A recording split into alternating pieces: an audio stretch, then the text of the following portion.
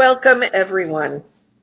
I am so grateful that you are tuning into Destiny Lines.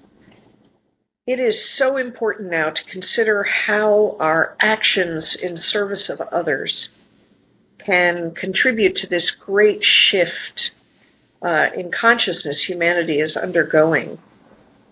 The time of Pachacuti, as my teachers, the medicine people of the Andes, call it. And of course, a big theme for me, there are two big themes. One is healing is peacemaking. And the second is I'm encouraging everybody to really embrace the idea of healing as being cool. And I have a new campaign I'll be launching soon called Act Hip and Do Something Healing for Yourself and the Planet.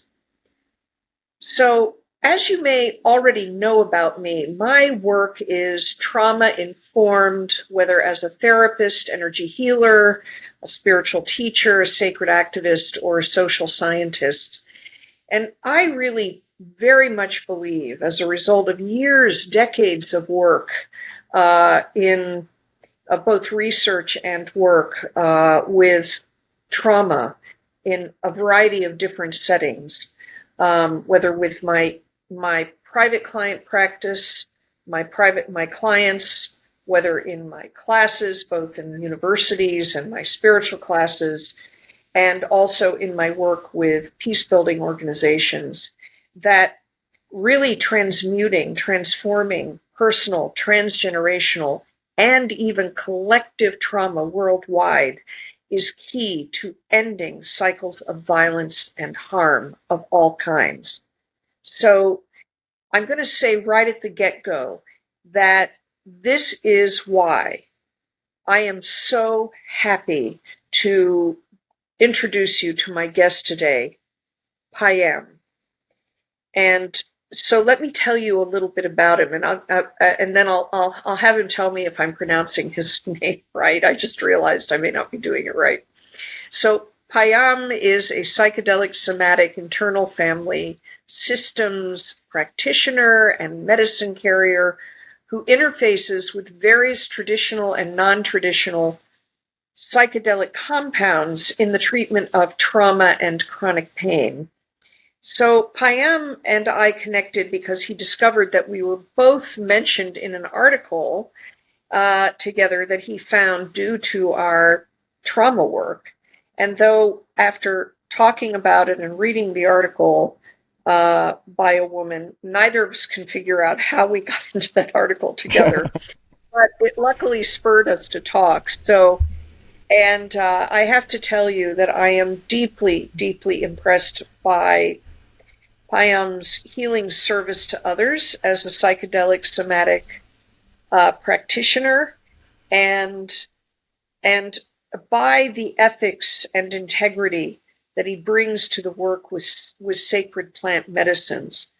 I'll tell you a little more about him, but I'm also going to really have him tell you about himself. So if you read his website, he says he collaborates internationally with world-renowned surgeons, physicians, psychiatrists, and therapists in the treatment of underserved populations. So he is a sacred activist on that level as well. And he's presented his work at numerous medical conferences, reporting on pain and the unitary body-mind paradigm.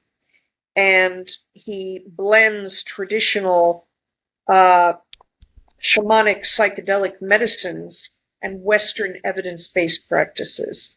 So what I'm going to do is just really in a minute hand it over to him with the statement that I'm going to go back to his ethical practice. He understands the sacred nature of entheogens, and we need more people like him with the proliferation of people using ayahuasca and other psychedelics, sometimes under not so safe circumstances. So Payam, welcome, welcome, welcome. I thank you so much for being here with me, and I'm very excited about the conversation we're going to have today. So why don't you just dive in and tell us a little bit more about yourself and anything you want to share, and perhaps a little bit of your story about how you got into this. Well, thank you so much for having me, Rachel. It's an honor and a privilege to be with you. Um, I wanted to thank you for the work that you do. And it's really a great delight for me to meet people who have really understood the nature of working with the sacred medicines, the sacred consciousness, and bringing it to the West, and introducing those who desperately need deeper levels of healing that we can all have access to, and Yeah. the deeper levels of healing that we all possess because it's intrinsic to us as human beings. So thank you for your time and your presence and Thank being you. here. Yeah. Before I begin, I'd like to start off with a prayer, perhaps an invocation, and then we can get Beautiful. started. Yeah, Okay. beautiful.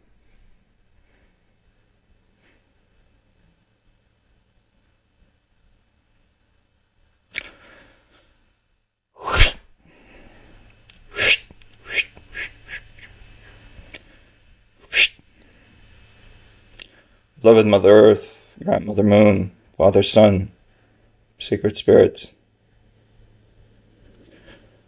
the Spirit of Otak, the Spirit of Quetzalcoatl, the Spirit of Aya, the Spirit of the fungi,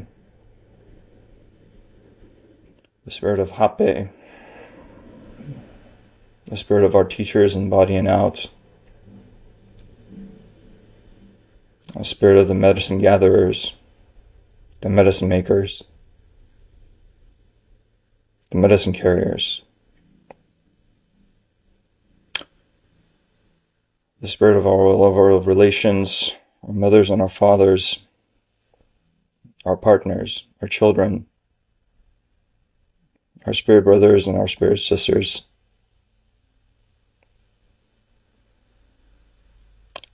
I thank you and I honor you. Thank you for nourishing our bodies with your bounty.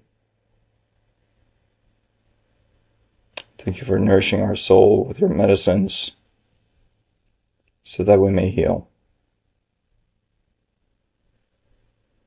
so that we may embody truth, so that we may see light and darkness, so that we may feel love and indifference, and in pain and in hatred, so that we can come closer to our inner nature, our essential self, and our truth, and in doing so heal. Heal ourselves in the present, heal our future generations and our past relations, so that we can walk gently on this earth, be the manifestation of love and healing towards ourselves and for ourselves, and all those we encounter on this planet, those who cannot heal themselves, so that we may all walk in the example of healing and love, presence. Thank you, Rachel, for your presence and your love, for your platform and the work you do.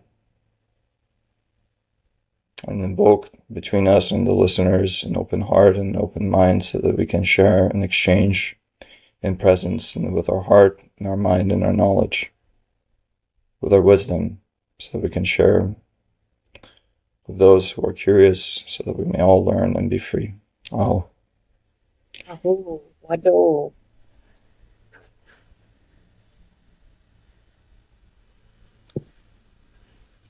All right. Felt that. It's beautiful. Thank you. The breath of love, the breath of light, carrying the prayer, right? The intention. So, where do we begin? How would you like me to start off, Rachel? Oh, well, just introduce whatever you want to share to introduce Sure, yourself, and sure. maybe a little bit of your story about how you ended up doing this work and Yeah, your path. I know that could yeah, go on for probably hours and hours, but yeah. we're going to dive into some Sure, other sure, topics that will be, I'm sure, interesting to sure, sure. our listeners. So Yeah. please jump Um, in. yeah, so I guess I would begin by saying, it was trauma that brought me here. It's trauma that keeps me here. This Yeah. transmutation thereof, right? Understanding what brought us to the point of making a decision to want to truly heal, and sometimes that requires a significant amount of pain. And I had my lessons and I had my pain. I studied psychology, biopsychology, and sociology in school to try to get a sense of why I was suffering, but it never got to the root of the matter. And it was not until about 25 years or so after I graduated university, when I got to the point again where something had to be done because I could no longer continue the way I continued in life. There was too much suffering, and medication wasn't working. It just numbed me and made me more of a automaton, like a robot. I just couldn't continue living like this. Yeah. So I, by good fortune, met my mentor who facilitates medicine, and I really didn't ever work with psychedelics. I was not really a person that participated in any quote-unquote drugs recreationally. My father had a history with black medicine, opiates, and he ended up killing himself with it. So there was always a reservation about working with any medicine such as psychedelics, but I got to a point where I was like, okay, well, maybe I should try to see what's on the other side. Yeah.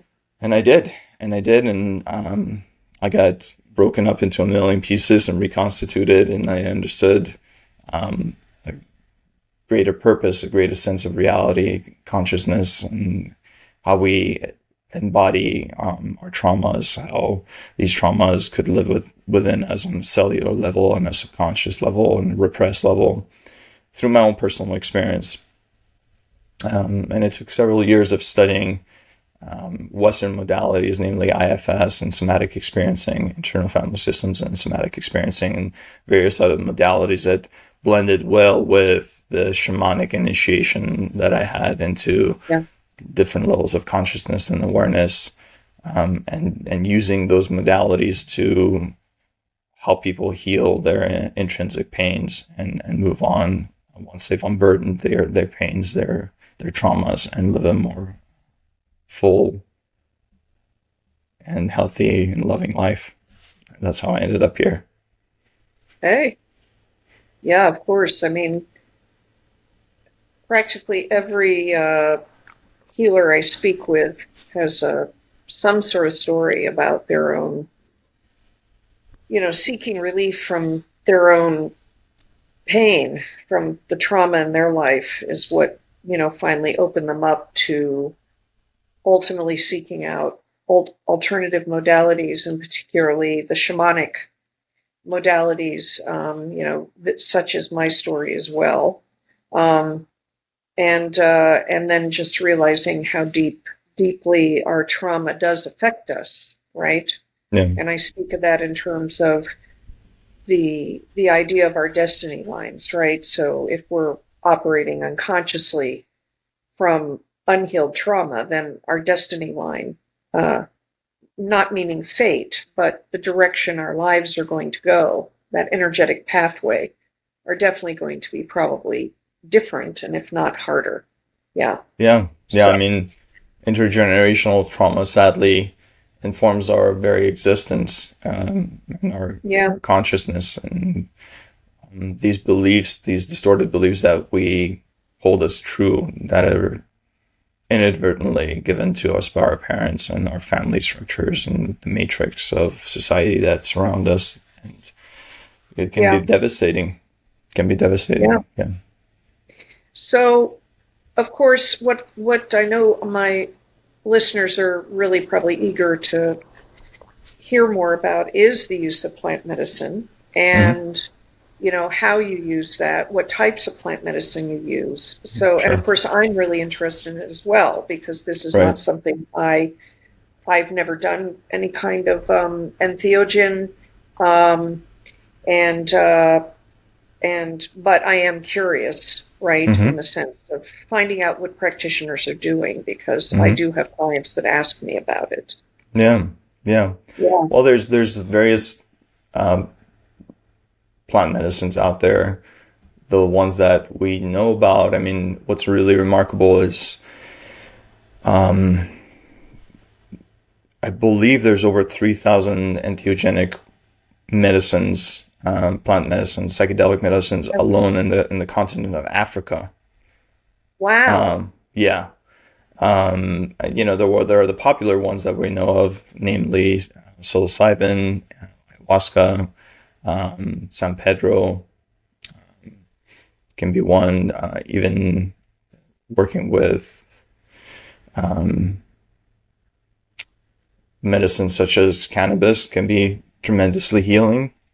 So it really just depends on what's available, what's relatively legal, who the facilitators are. I work with plant medicines. I work with certain animal medicines, and I also work with synthetic medicines. So the medicines I work with are MDMA, which is rooted in plant medicine. So there's a sassafras and kanna tend to open up the heart in a really beautiful way. San Pedro does the same. MDMA just does it differently and beautifully. So there's a synthetic there. Ketamine is a medicine that I occasionally work with. Hape is a medicine I work with quite regularly. It's a medicine that comes from the Brazilian rainforest, the Amazon.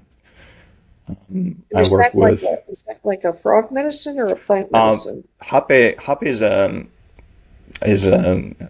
plant medicine that's made from mapacho, which is the tobacco medicine in the Oh, okay. Amazon, and other various compounds. Some are contain 5-MeO DMT, some are psychoactive. And Yeah. that's a really deep medicine that tends to cleanse the body, the mind, purge the body of a lot of the emotional and physical toxins.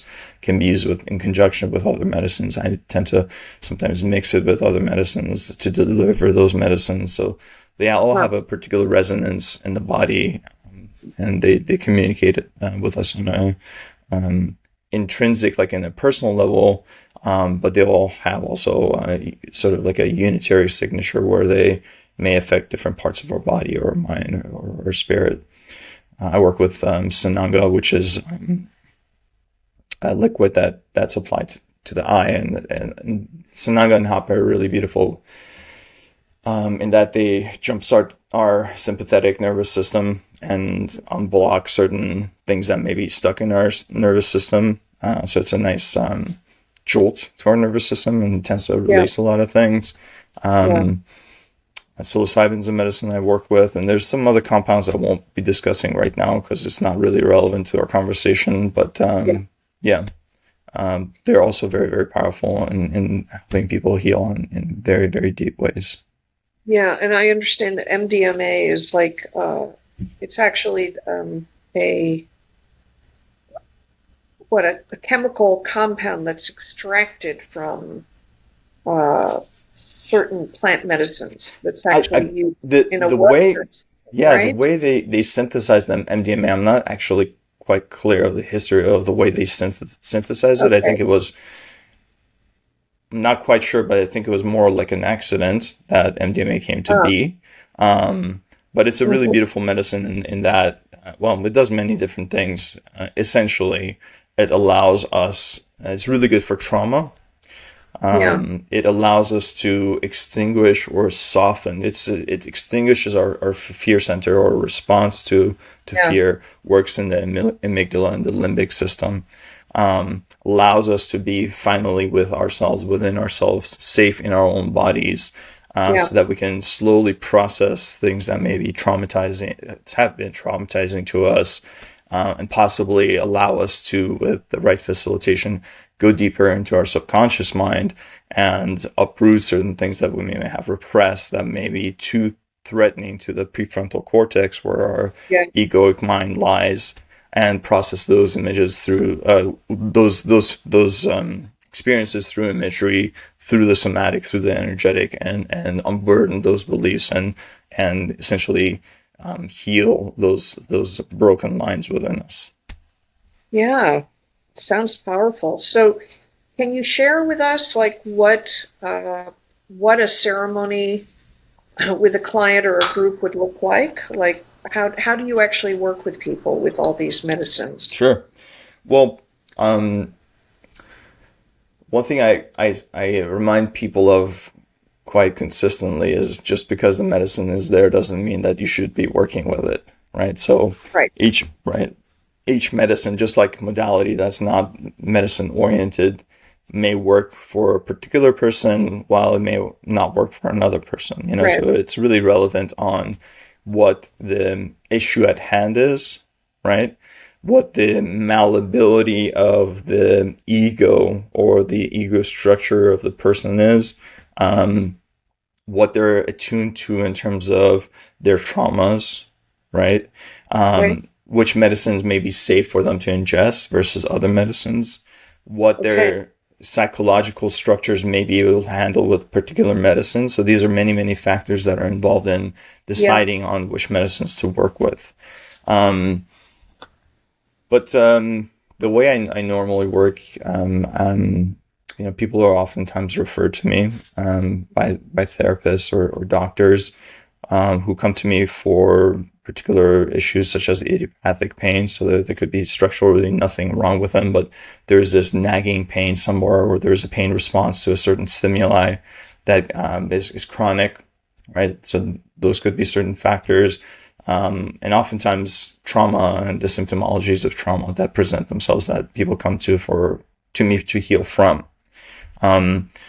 People could come to me for substance abuse, for instance. Right. Namely alcohol. I don't really work with other substances that people may be addicted to, because that's can be quite challenging. But really all that is really rooted in trauma, right? People not being able to be with themselves, the anxiety that arises out of the trauma that they experience, or the depression. So these factors are the factors that people come to me with, and I interface with their therapists or their doctors, or I have people on my team that I refer them to. So I get a sense of really what the overarching theme is as to what is causing this symptomology, right? So IFS is a really good practice, mindfulness-based stress reduction, and Hakomi. I have an embodiment practitioner who is an herbalist and also a yoga practitioner that helps people sort of come into themselves, start to regulate the nervous system, right? Because people are oftentimes very dysregulated, especially people who have had a lot of trauma. So I speak with them initially, kind of get a good sense of what it is that they came in with, which modality may be supporting them in the healing process and getting ready for ceremony. Then we assess what medicines may be the right medicines for them to work with. And then we sit and gently kind of brush off the layers of the body, the mind, and the spirit with medicines. First with Sananga, then with Hape, then maybe MDMA or psilocybin, or MDMA and psilocybin together. And there are other compounds as well that I use to help people sometimes shed some of these blocked energies that are really kind of repressing the stuff that's in their bodies underneath or in their minds. Very gently opening these things up, and then going to the root cause of the trauma, maybe a singular root cause or multiple root causes, or it could be intergenerational trauma in addition to their trauma that they've experienced in this life, and slowly healing those things. So are your clients actually ingesting these medicines, like in a tea, or? Again, depends on what the medicine is. Hape is insufflated. So there's a pipe that the medicines use to blow the medicine into the sinus cavities. Sananga is taken through the eyes. Various other medicines are ingested, as teas. And processed through the liver. Yeah. And then I assume that with your somatic training, then you're also working with them in terms of guiding them through the process, right? Yeah, I And, mean, and guiding and then facilitating the movement of the energy through the energy system right, and exactly. the physical garment. Yeah, yeah. Right. Um, the trouble with the Western paradigm, if you will, is the body and the wisdom of the body is separated from the mind. Yeah. We are a unitary energetic being in Yeah. that quite a bit of our experience, I would say 80-90% of our experience consciously or subconsciously is really picked up by our bodies. Yeah. Proprioception, interoception, all these channels that we have that are picking up all this data at all times. And it's stored. We just don't consciously think of it because it would be Right. data Right. Of overload, course. right? But Uh-huh. we are this energetic body, and if you're attuned to Chinese medicine, for instance, if people have rage, the medicine, the rage or the energy of the rage goes perhaps into the liver. It could go into our diaphragm. We could be ingesting the rage, and literally those energies could go block our GI tract, right? So it could be really interesting to unburden some of those energies with certain medicines just to help us unburden and release and release and Yeah. release to where we Yeah. can slowly actually look at the stuff, because if it's a champagne bottle that we are, and we're so shaken up, there's so much pressure, and we Yeah. undo the lid all at once, and if it pours out, it's can be overwhelming. Whereas working with it methodically and very gently Right. it can be very healing in of itself, and allow us to Yes. then further examine what's within us. Yes. And so I assume the way you work with these clients is that, it's not like a single session, right? That you then work in a sustained way to help with the integration process.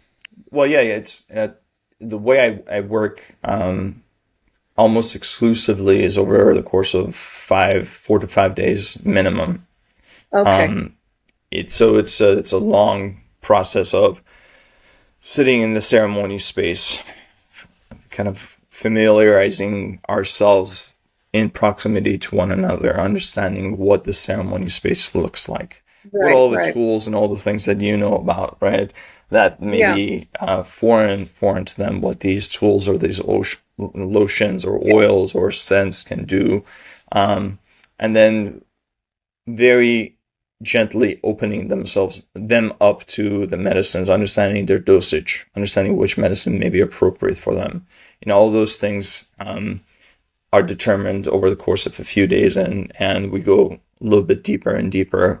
And I Yeah. also do that in for the reason of not dysregulating someone or Right. traumatizing them in the medicine, because if it becomes overwhelming, they could Yes. dissociate, or go into temporary states where they're disorganized, their mind goes out of order Yeah. Of essentially, course. right? So Yeah. Yeah. I want to make sure that that doesn't happen. So it takes over takes course over a few days, um, Yeah. and a lot of the integration pieces of what is happening in the medicine are just happening as a matter of course, because we're together, over basically about a week, where we're going to spirit plane. We're doing a lot of work and then coming back and integrating that into our common consensus reality with our thinking mind, and working through those things. And Yeah. once that process is done, then I refer them back to their therapist or some people on my team, and then they can continue the work, Hi. again with a therapeutic alliance. That's great. Wow. I love the way you're doing this work. It's just amazing. Yeah. Um, I'm going to be running to you myself, I think. I'll be coming to you. Okay. All right. So, yeah, I mean, it's really powerful. And I feel in your energy as you describe this, it's very similar to the way I work with clients, right? In Hmm. terms of how you hold the process, right? Right. And how you blend the understanding of the neurophysiological, psychological side of it, right? And Western psychiatry and psychology, I think, definitely has something very valuable to contribute to our understanding of how trauma works, right? Yeah. How it affects us. And then, but what I love too, of course, in my work is that, what we know is that talk therapy doesn't necessarily do the trick, right? Yeah. And then but then, the energetic modalities, whether it's with the kind of energy medicine I practice or the energy medicine that you practice, because it's all energy, right? It's working Right. with the energetic cosmological matrix, right? Yeah. Of our individuality combined with, the way all these different aspects, like I call upon the mountain spirits. I call upon spirits of the waters and the land, right? Which have their own medicine. Yeah. You can't drink, a mountain, Yeah. but you can call that energy in, Yeah. right? Yeah. And Yeah. it has each particular mountain, or Apu as it's called in the Andean indigenous traditions, has their own, like you said, they have their own particular kind of medicine for whatever the particular issue is that's Yeah. needed to be worked on, Yeah. right? Yeah. Yeah. So I mean, I wanted to touch on a few things that you said. yeah, I think it's important to recognize the complexity of the mind and the complexity of the body and the right, complexity of the personality structures. right, It's really, really sad. My sister's a medical social worker and she works in pediatrics, and we always look at each other and say, people should be licensed to have kids. I mean, I think that yeah, I think that inadvertently, and I imagine most parents who consciously make the choice to bring a child into this world are trying their best. But again, they're carrying their trauma, and then there are people that should never have been parents because of their personality structures. right, They're sadistic and really harmful, and they do terrible things. yeah, As yeah, such, there are people who develop certain personality structures that may not be able to receive the wisdom of your medicine or my medicine, where yeah, they can receive the wisdom of the medicine, but then come back into their personality structure, and that personality structure even becomes a lot more cemented in itself, because that's the way the organisms learned to survive these traumas that they've taken on from a very yeah, young age. So if you have people who have who present as borderline, or people who have presentations of narcissism and all these personality disorders that have that are rooted in trauma. symptomology, right, Yeah, who of depression and anxiety and suicidality, these people may not necessarily be a good candidate for energy medicine, right, right? Whereas if there's a DBT practitioner or a CBT practitioner or EFT practitioner, those people may be able to use those modalities a little bit more effectively, as opposed to really kind of going in and delving into their traumas and the root traumas and working with those things, yeah, because that of could course, that could disorient them a lot. That being recognized, I also really do respect the work of psychiatrists. I am one to really try to work with the matrix of the person that's come to me, the biopsychosocial, spiritual, and energetic factors yeah, that influence their experience, right? And it's not one singular thorn, right, that yeah, of course, could have caused the disorder. There could be, could be one singular main thorn, and the other thorns that are outside of them that are containing them yeah, in the particular disorder. There could be neurological reasons why a person may be acting or experiencing something, right? There could yeah, be a deficit in dopamine or serotonin, but that could also be a physiological function, right? So it's really yeah, trying to understand what these factors are and what the root causes of these factors, and distortions, whether they're in the body and the mind, and how these distortions affect us and our well-being, and how to bring the wisdom of psychiatrists and therapists and general Yeah. practitioners, of whoever these practitioners are, with their particular expertise to help the people that I serve. Yeah. No, Yeah. I completely agree with you. I didn't mean to make it sound like I want to throw talk therapy out, No, but not at all. Yeah. yeah, no, I think all of these different modalities are important, and I often say to clients, you need to go work with a therapist in Yeah. addition to me, Yeah. or after you work with me, for Yeah. sure. Yeah. So what I want to do, Payam, is kind of tilt our conversation more towards the idea of like this idea that I hold, like healing is peacemaking, and how healing trauma is really contributing to uh, the way to healing our kind of terribly wounded humanity. And therefore, of course, my concern has always been, since I was a child, about war and violence, and I always say it's like there's always going to be conflict. Maybe there'll always be some kind of violent conflict, but the scale, the intensity, the ubiquity, right, of it. Um, and and what is your philosophy in terms of the greater impact of your work on on, on the world, and Yeah. especially at these times when things are so very, very, very intense and Yeah. uncertain.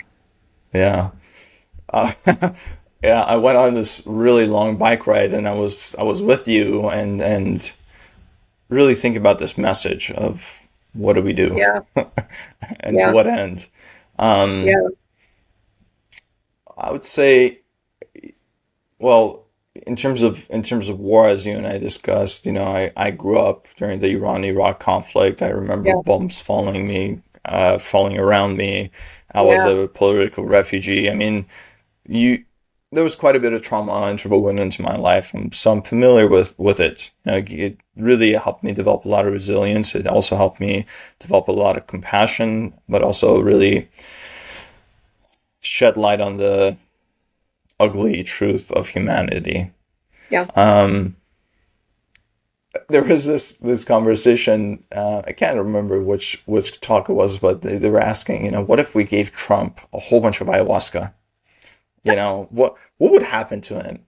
And I would say he would just come back and be Trump again. Again, yeah, those personality structures that are really rooted in deeply held trauma, right? Those yeah, personality structures that are a reflection of deeply held trauma.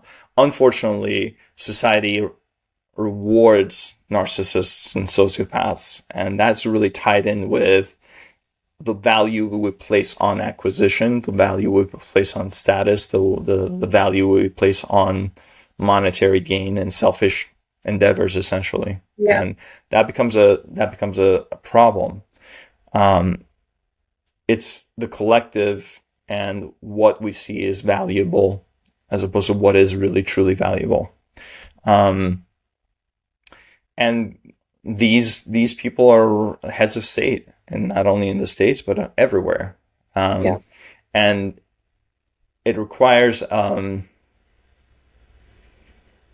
collective shift of consciousness, yeah, where the people that are cognizant and malleable to realize what it is that we're doing to Mother Earth, and realize how we're complicit in the harm that we're inflicting to our environment and essentially to ourselves. yeah, Um, I'm trying to be optimistic, Rachel, but I'm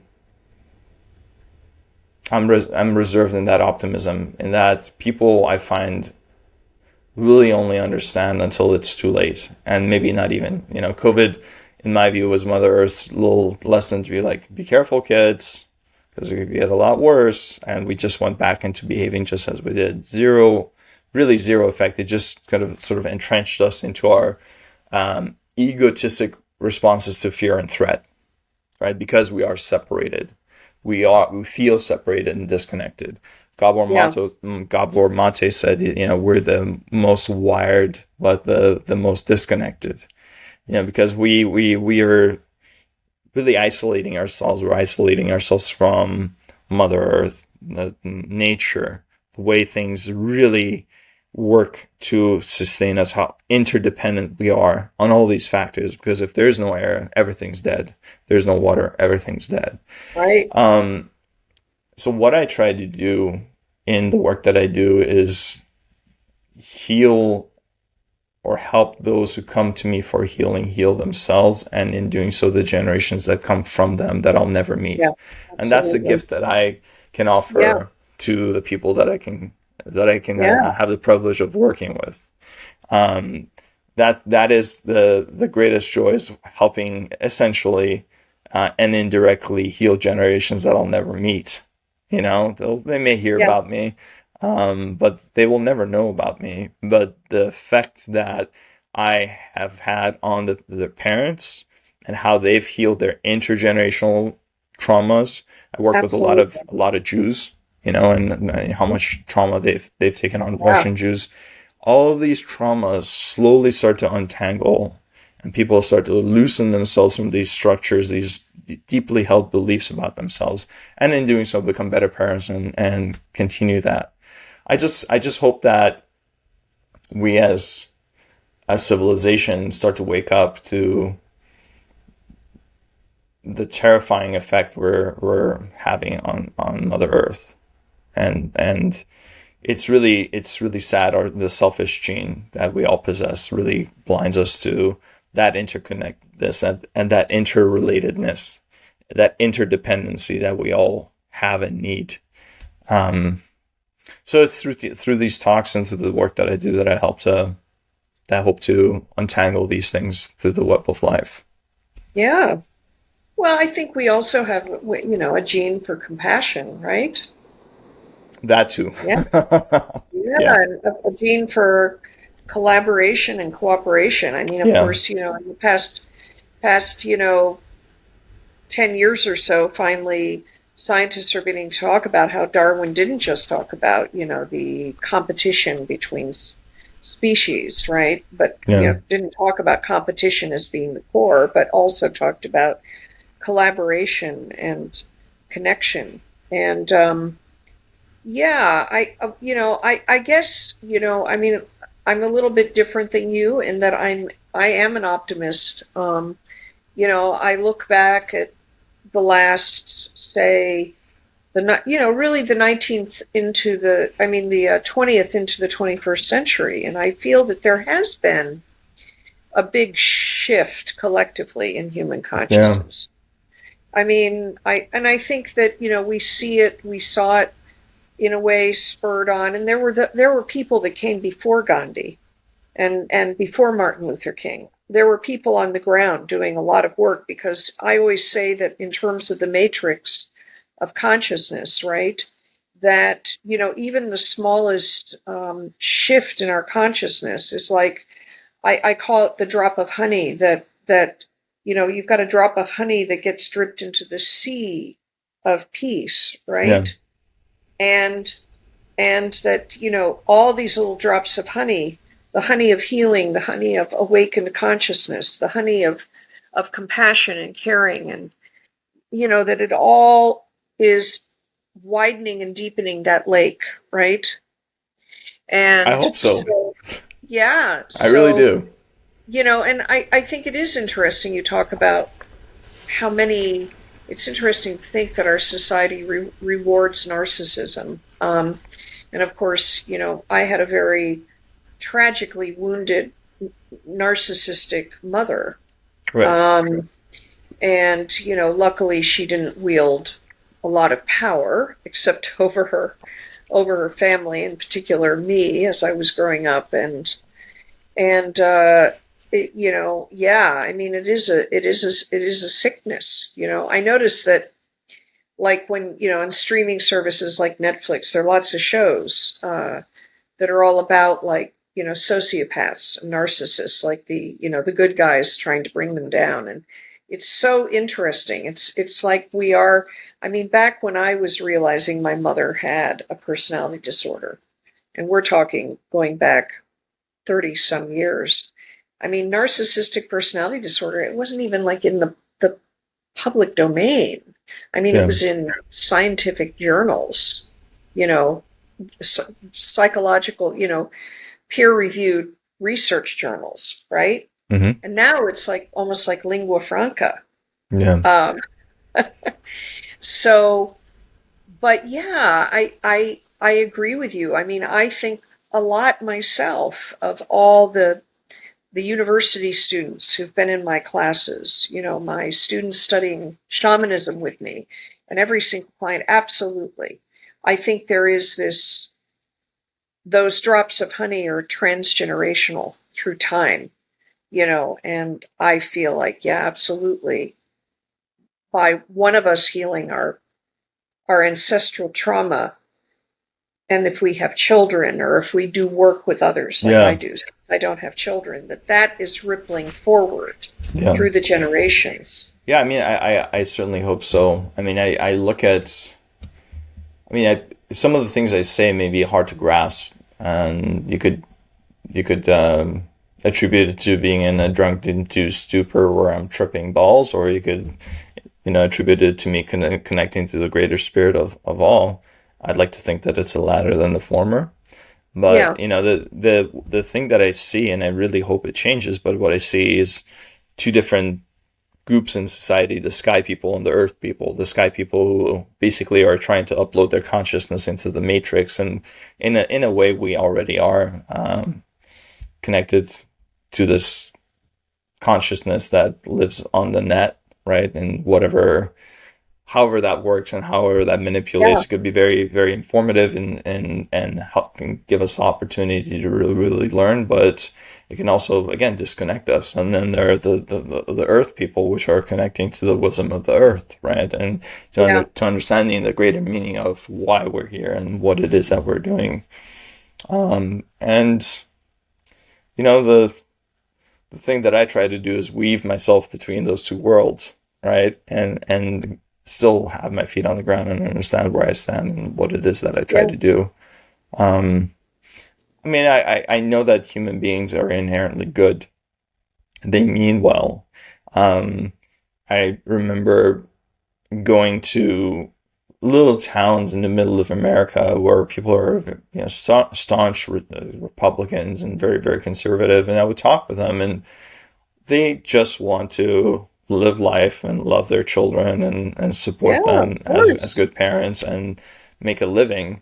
Um, I think that sometimes, again, people's views may be misdirected. Maybe they are misinformed by the powers that be. And I'm not suggesting Democrats aren't. I suggest that everyone should really pause and have a deeper look at what they're doing and what is manipulating their minds, and Yeah, exactly. informing them, and how they can make better choices for themselves, and better choices for their children and for planet Earth. Yeah, yeah, I agree with you. Yeah, yeah, there is, yeah, I believe in the goodness of humanity, myself. I mean, I just always say I love human beings, even when we're behaving really, really badly, you Well, know. it's all the pain, right? It's all pain seeping through us.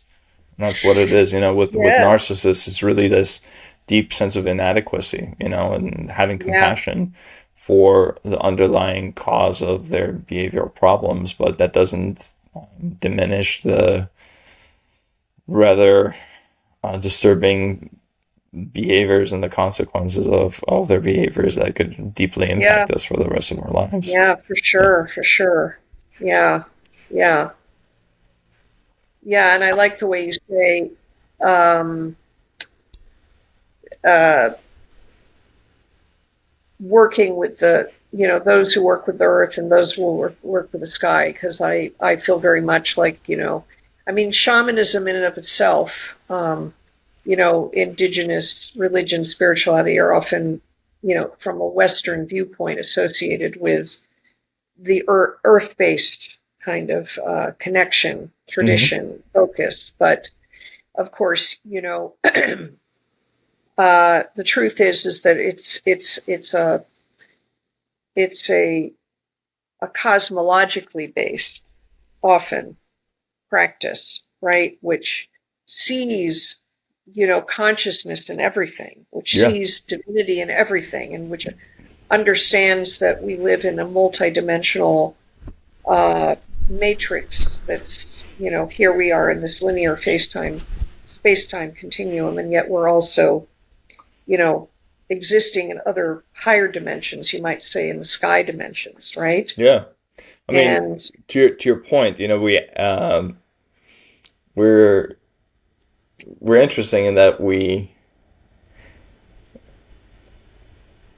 relate consciousness or our experience to planet Earth. But consciousness permeates everything. It's not yeah, unique to planet Earth.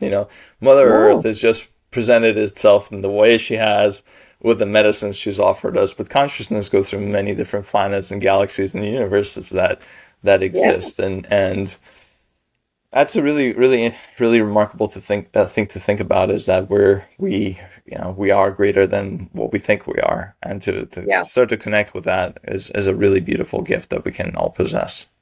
yeah, absolutely. So, well, so I want to kind of wrap up here a little bit soon. So, yeah, you know, where do you want your work to go? I mean, do you have a greater vision for where your work is going to go? Or, you Well, know, yeah, yeah. I I have these ideas, and life, is full of surprises. Um, I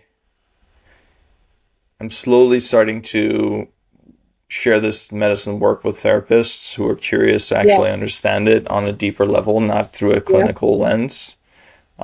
So I'm slowly interfacing with certain therapists internationally who are attuned and aware of the greater ways we can attune to the spirit of these medicines and work. So slowly working with them.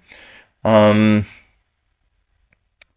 I don't know. I mean, I still like being a human being. I work a lot, so I'm in the spirit plane quite a bit, and coming down, coming down to earth, and being human requires me some time to find myself in this body after I've done 3, 4 months of work in ceremony back to back. So I do enjoy being myself and going biking and attending to yeah, yeah. myself and enjoying a nice croissant and a latte once in a while. Um, Oh yeah, yummy, yummy. Chocolate, chocolate. but what I really love to do in the future is as these medicines that I work with, as some of these medicines that I work with become legal, is to open a non-for-profit healing center um, where people who can afford me will come to me and I'll charge them what I charge, and really that money will go into the treatment of those who don't have the means to support themselves through this process, which tends to be quite expensive. And that's kind of the work that I do already. I do work pro bono with people, and I have people who have means who support the work that I do, and it sort of balances itself out. Yeah, of Um, course. I'm a happy person. I don't need much in life, thankfully. Live like a Buddhist monk. Very little is required for me to be happy in terms of material needs. So yeah, that's one thing that I'd love to do in the future is to buy a big piece of land in New Mexico and bring various Oh, practitioners beautiful. um, Yeah, and various medicines and various modalities to really affect deep healing, deep change for those who need it. yeah, yeah. Sounds wonderful. Yeah, I fully support that vision for you, that destiny line, you know, that destiny line. Undoing It'll my come. traumas. It'll undoing your traumas, right? Yeah. Yeah, I mean, so, one thing I'll say is I think, Payam, you're a really cool guy. My generation, um, we would say, we would use the word hip. You're really hip, right? And I would include you in that classification, that the work you do, you're acting really hip and you're doing something healing for yourself and the world. And Yeah, I just so much admire you. And uh,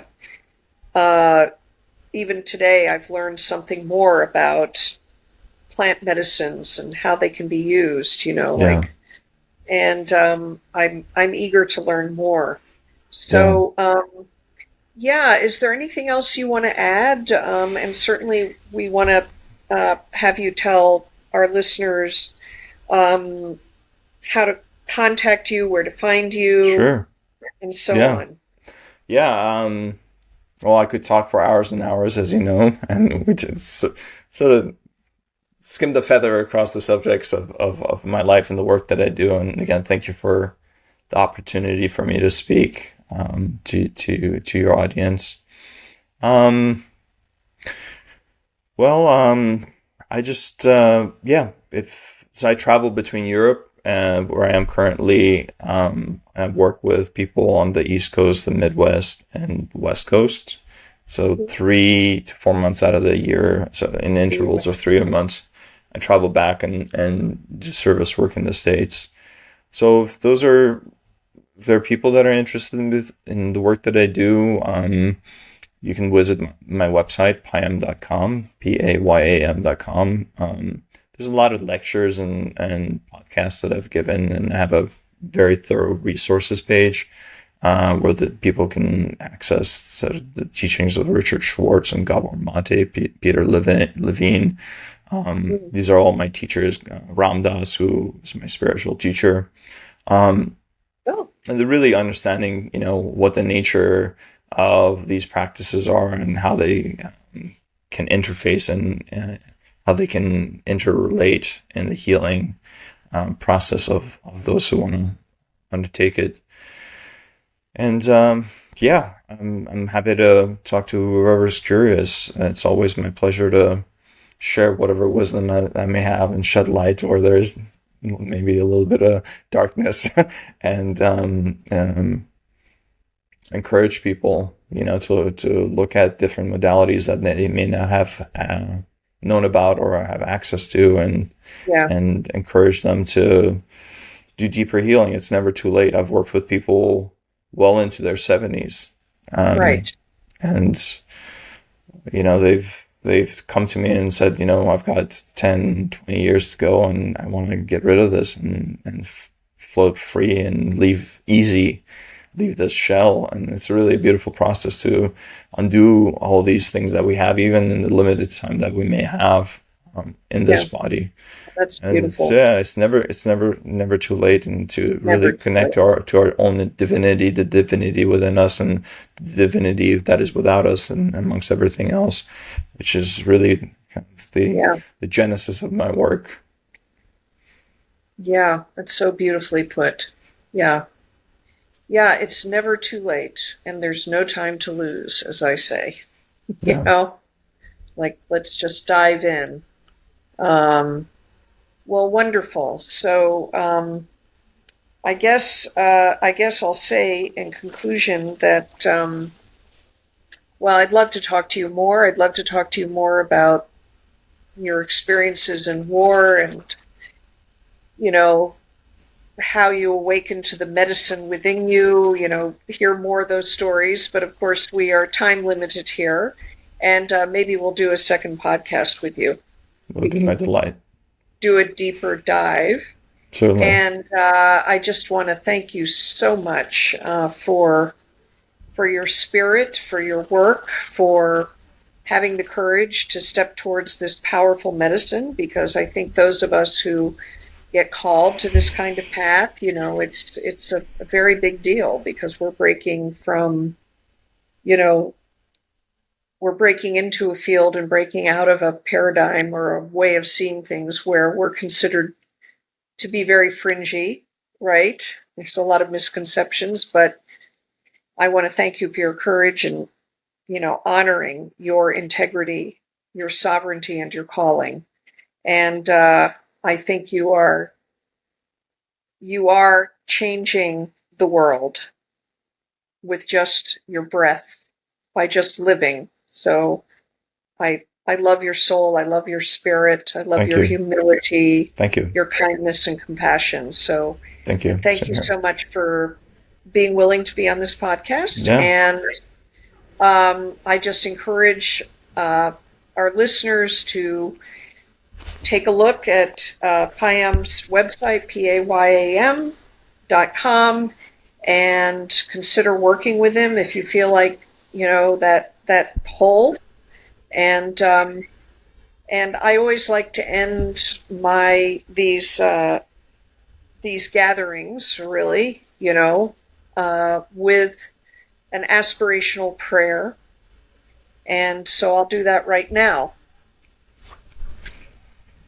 So may the good work and the good words that we have spoken today, that we have done today, be for the benefit of our families, loved ones, our communities, our nations, our global family, all our relations, all those that walk, swim, crawl, fly, and creep, for Mother Earth, all beings, that all will be healed, will be whole, free and liberated to live with joy and happiness, peace and love. May it be so. Aho, Wado. Oh, Thank you so much. I am.